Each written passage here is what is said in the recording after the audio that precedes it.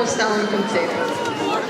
Biseksualnost je ideja, da imajo lahko ljudje istospolne razmerja in istospolne odnose in doživljajo pristno istospolno ljubezen, ne da bi bili geji in lezbijke.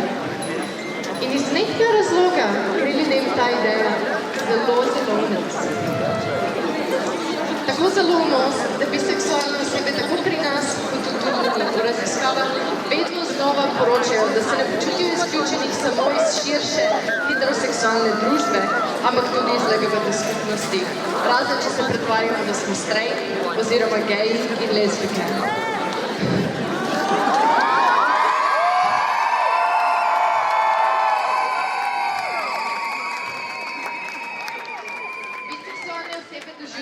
Spolnega nasilja kot hetero in homo populacije, hujšo revščino, hujše težave v duševnem zdravju.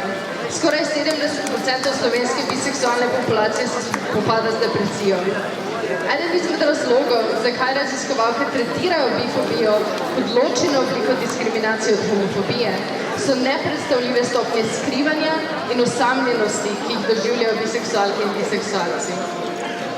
Stopnje samomorilnosti so pri najstniških gejih, lezbijkah in biosebah približno primerljive, a se pri gejih in lezbijkah starosti izboljšajo, saj najdejo oporo v skupnosti.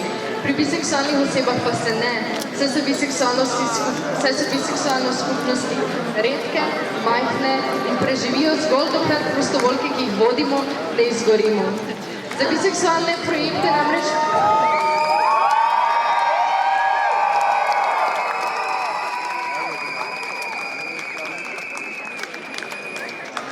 biseksualne projekte financiranje namreč praktično ne obstaja. Če na globalni ravni to pomeni za vse biseksualne programe na svetu v enem letu, dobimo nekaj tisoč evrov, smo lahko veseli. Specializirani programi, ki bi nam pomagali nasloviti biseksualne probleme, tako ne obstajajo in ne morejo obstajati.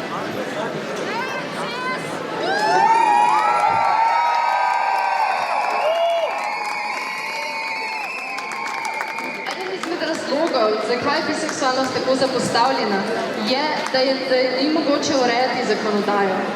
Nobenega izmed problemov, ki sem jih omenila, se ne da reševati v parlamentu. Biseksualnost je preveč izmuzljiva.